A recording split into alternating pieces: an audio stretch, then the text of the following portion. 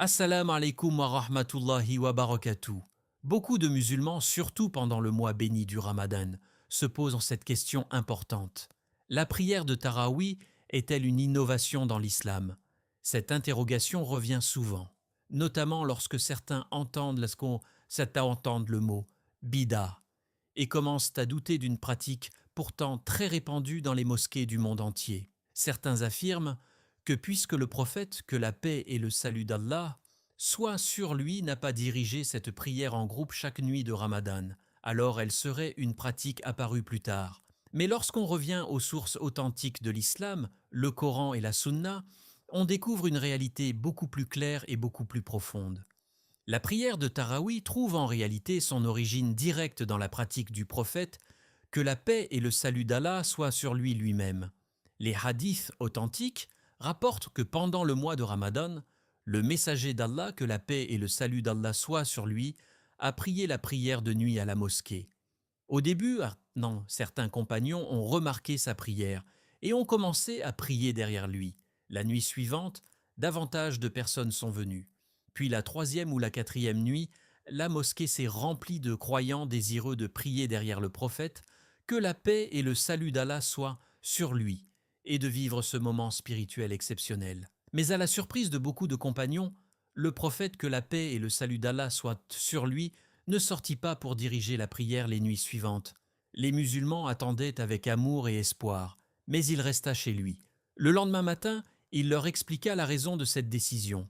Ce n'était pas parce que la prière était mauvaise, ni parce qu'elle était interdite. Au contraire, il voulait protéger sa communauté. Dans un hadith authentique rapporté dans Sahih al-Bukhari, le prophète, que la paix et le salut d'Allah soient sur lui, expliqua qu'il craignait que, si cette prière continuait d'être dirigée en groupe chaque nuit, elle puisse devenir une obligation pour les musulmans. Et par miséricorde pour sa communauté, il ne voulait pas leur imposer une charge supplémentaire. Cette explication révèle la profondeur de la compassion du prophète, que la paix et le salut d'Allah soient sur lui envers les croyants. Il savait que l'islam devait rester une religion de facilité et de miséricorde. Allah dit d'ailleurs dans le Coran: Allah veut pour vous la facilité, et il ne veut pas la difficulté pour vous. Sourate al-Baqarah 2, 185. Ainsi, le fait que le prophète, que la paix et le salut d'Allah soient sur lui, ait cessé de diriger la prière de Taraweeh en groupe, ne signifie pas qu'il l'a rejetée ou interdite. Au contraire, il l'a pratiquée lui-même, et il a simplement choisi de ne pas la rendre régulière en groupe pour éviter qu'elle ne devienne obligatoire. Il est également important de comprendre que la prière de nuit pendant Ramadan possède une valeur immense dans l'islam. Le prophète, que la paix et le salut d'Allah soient sur lui, encourage fortement les musulmans à se lever pendant ce mois béni pour prier et se rapprocher d'Allah. Il a dit dans un hadith authentique: « Celui qui prie pendant les nuits du Ramadan avec foi et en espérant la récompense d'Allah, ses péchés passés lui seront pardonnés. » Rapporté par Al-Bukhari et Muslim. Ce hadith montre clairement que la prière nocturne de Ramadan, que l'on appelle aujourd'hui Taraweeh, est un acte d'adoration fortement recommandé. Elle fait partie de ces moments où le croyant se tient devant son Seigneur dans le calme de la nuit, loin du bruit du monde, pour écouter le Coran et purifier son cœur. La mosquée remplie de croyants pendant les nuits de Ramadan, les rangs alignés, les voix récitant le Coran avec humilité, les cœurs remplis d'espoir et de repentir. Tout cela trouve sa racine dans la sunna du prophète, que la paix et le salut d'Allah soient sur Wayanda. Comprendre l'origine du Taraweeh permet donc d'éclairer un malentendu. Cette prière n'est pas une invention apparue des siècles plus tard. Elle est née dans les nuits bénies de Médine, sous la direction du prophète, que la paix et le salut d'Allah soient sur lui lui-même, entouré de ses compagnons qui cherchaient à se rapprocher d'Allah avec sincérité et amour. Après le décès du prophète, que la paix et le salut d'Allah soient sur moi et il soit sur lui, la communauté musulmane continua à pratiquer la prière de nuit pendant le mois de Ramadan. Les compagnons avaient compris l'importance de ces moments, où le croyant se tient devant son Seigneur dans la tranquillité de la nuit. Cependant, durant les premières années après la mort du prophète, que la paix et le salut d'Allah soient sur lui, La manière de prier cette prière n'était pas organisée de façon collective comme on la voit aujourd'hui dans les mosquées. Pendant le califat de Umar ibn al-Khattab, qu'Allah l'agrée, les musulmans se rendaient à la mosquée pendant les nuits de Ramadan et priaient chacun selon sa propre manière. Certains prirent seuls dans un coin de la mosquée, plongés dans leur recueillement. D'autres formaient de petits groupes derrière différents imams. La mosquée était remplie de croyants, mais la prière se faisait de manière dispersée. Un soir, Umar, qu'Allah l'agrée, entra dans la mosquée et observa cette situation. Il vit plusieurs groupes prier séparément. Certains récitaient le Coran à haute voix, d'autres plus doucement. L'intention de chacun était sincère, mais il n'y avait pas d'unité dans la manière de prier. Umar était connu pour sa sagesse, sa clairvoyance et son profond souci de l'unité de la communauté musulmane. En voyant les musulmans prier de manière dispersée, il eut une réflexion importante. Ne serait-il pas meilleur que tous les croyants prient ensemble derrière un seul imam ? Son objectif n'était pas de changer la religion, mais de renforcer l'unité et la beauté de l'adoration collective. La prière en groupe possède en effet une grande valeur dans l'islam. Le prophète, que la paix et le salut d'Allah soient sur lui, a dit « La prière en groupe est supérieure à la prière individuelle de 27 degrés », rapporté par Al-Bukhari et Muslim. Avec cette compréhension, Umar prit une décision qui allait marquer l'histoire de la pratique du Tarawi. Il rassembla les musulmans et choisit Ubay ibn Ka'b, l'un des compagnons les plus connus pour sa belle récitation du Coran, afin de diriger la prière de nuit pendant Ramadan. Ubay ibn Ka'b était reconnu parmi les compagnons pour sa connaissance profonde du Coran. Le prophète, que la paix et le salut d'Allah soient sur lui, lui-même, avait loué sa maîtrise de la récitation. Le fait que Umar l'ait choisi pour diriger les croyants montrait son souci de préserver la qualité spirituelle de la prière. Lorsque les musulmans commencèrent à prier ensemble derrière un seul imam, la mosquée se transforma en un moment spirituel puissant. Les rangs étaient alignés, les cœurs unis, et la récitation du Coran résonnait dans la nuit. Cette scène touchante montrait la force de la communauté lorsqu'elle se rassemblait pour adorer Allah. En voyant cela, Umar, qu'Allah l'agrée, prononça une phrase qui est devenue célèbre dans l'histoire islamique. « Quelle bonne innovation ! Nimat al-Bida Hadi ». Certains, en entendant cette parole, ont cru que Umar introduisit une nouvelle pratique dans la religion. Mais en réalité, les savants expliquent que Umar n'utilisait pas le mot innovation dans le sens religieux interdit. Il parlait dans un sens linguistique pour décrire une organisation nouvelle d'une pratique déjà existante. La prière de nuit pendant Ramadan existait déjà dans la sunna du prophète, que la paix et le salut d'Allah soient sur lui. Comme nous l'avons vu, le prophète, que la paix et le salut d'Allah soient sur lui, lui-même avait dirigé cette prière en groupe pendant quelques nuits. La seule raison pour laquelle il avait cessé de la diriger régulièrement était la crainte qu'elle devienne obligatoire pour la communauté. Après la mort du prophète, que la paix et le salut d'Allah soient sur lui, cette crainte n'existait plus, car la révélation était terminée. Il ne pouvait plus y avoir de nouvelles obligations imposées à la communauté. Umar comprit donc que rassembler les musulmans derrière un seul imam ne changerait pas la religion, mais activerait une pratique déjà enracinée dans la sunna. Ainsi, la décision de Umar n'était pas l'invention d'un nouvel acte d'adoration. L'essence de la prière existait déjà. Ce qu'il fit, c'était simplement organiser et unifier la manière dont les musulmans accomplissent cette prière afin que la communauté puisse vivre ensemble un moment de foi, de recueillement et d'écoute du Coran, pendant les nuits bénies du Ramadan.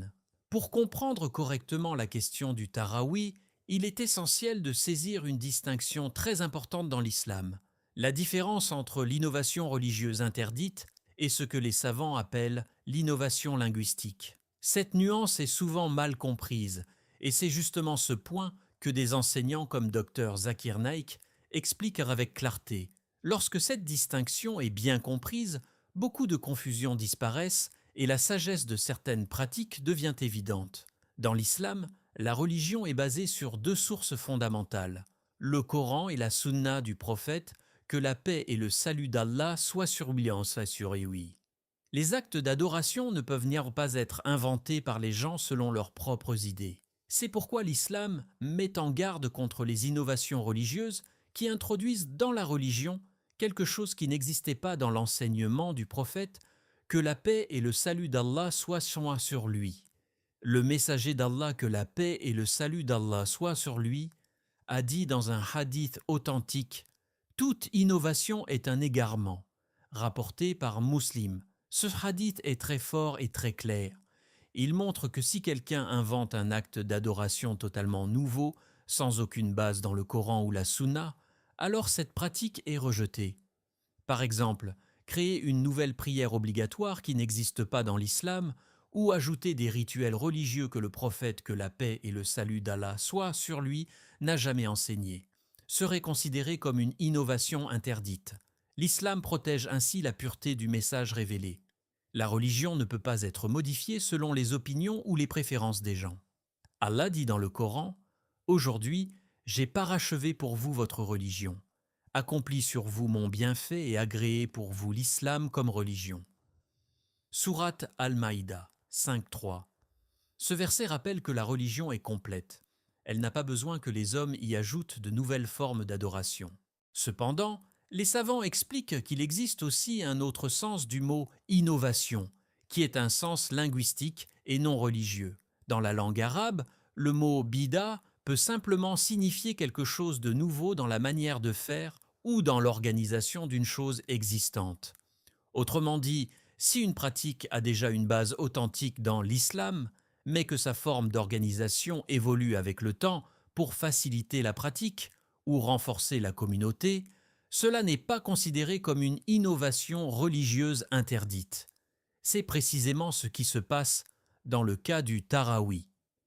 La base de la prière de nuit pendant le Ramadan est claire et authentique. Le prophète, que la paix et le salut d'Allah soient sur lui-même, a prié cette prière. Il l'a même dirigée en groupe pendant plusieurs nuits avec ses compagnons. Cela signifie que l'acte d'adoration lui-même, la prière nocturne pendant Ramadan, fait partie de la sunna. Ce qui a changé plus tard, notamment à l'époque de Umar ibn al-Khattab, qu'Allah l'agrée, ce n'est pas l'acte d'adoration lui-même. Ce qui a changé, c'est la manière de l'organiser dans la mosquée. Au lieu que les musulmans prient séparément ou en petits groupes dispersés, Umar a décidé de les rassembler derrière un seul imam afin de renforcer l'unité et la concentration dans la prière.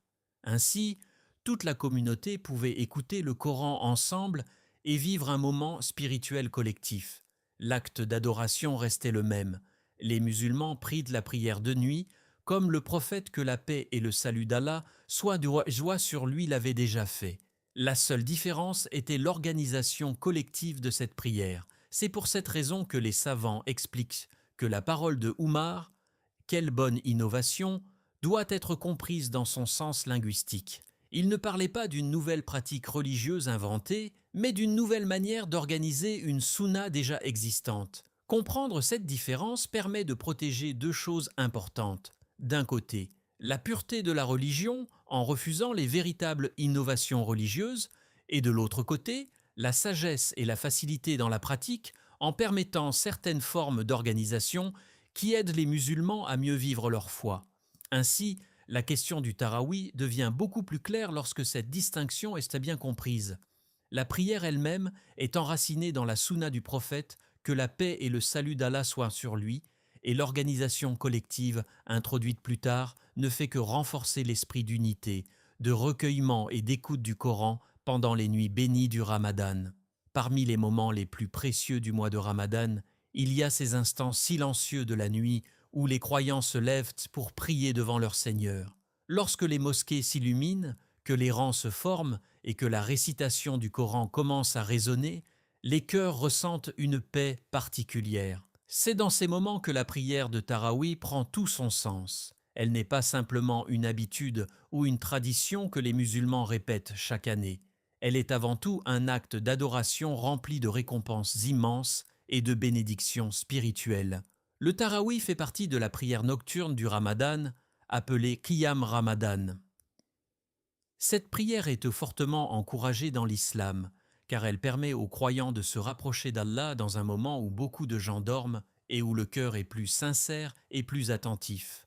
Le prophète, que la paix et le salut d'Allah soient sur lui, a dit dans un hadith authentique: « Celui qui prie les nuits du Ramadan avec foi et en espérant la récompense d'Allah, ses péchés passés lui seront pardonnés. » Rapporté par Al-Bukhari et Muslim. Ce hadith est extraordinaire, car il montre l'immense générosité d'Allah envers ses serviteurs. Imaginez un instant, une personne qui se lève la nuit pendant Ramadan, qui se tient humblement devant Allah, qui écoute le Coran et qui prie avec sincérité. Allah promet à cette personne le pardon de ses péchés passés. Cela montre que le Tarawih n'est pas seulement une prière parmi d'autres, c'est une opportunité spirituelle puissante pour purifier son cœur et renouveler sa relation avec Allah. La nuit possède en islam une dimension très particulière. Lorsque le monde devient silencieux et que les distractions disparaissent, le cœur peut se tourner plus facilement vers son Créateur. C'est pourquoi la prière nocturne a toujours été considérée comme une adoration spéciale pour les croyants sincères. Allah décrit les serviteurs pieux dans le Coran en disant « Ils dormaient peu la nuit, et aux dernières heures de la nuit, ils demandaient pardon. » Sourate Ad-Dariyat 51, 17 à 18. Ces versets montrent que les croyants les plus proches d'Allah consacrent une partie de leur nuit à l'adoration. Le Ramadan devient alors un moment idéal pour développer cette habitude spirituelle. Le Tarawih permet aussi aux musulmans d'écouter le Coran dans son intégralité pendant le mois béni. Dans beaucoup de mosquées, l'imam récite chaque nuit une partie du Coran, afin que l'ensemble du livre d'Allah soit récité durant Ramadan. Pour beaucoup de croyants, ces nuits deviennent des moments où les versets touchent profondément le cœur. Parfois, un verset sur la miséricorde d'Allah fait naître l'espoir. Parfois, un verset sur le pardon pousse à demander pardon avec sincérité.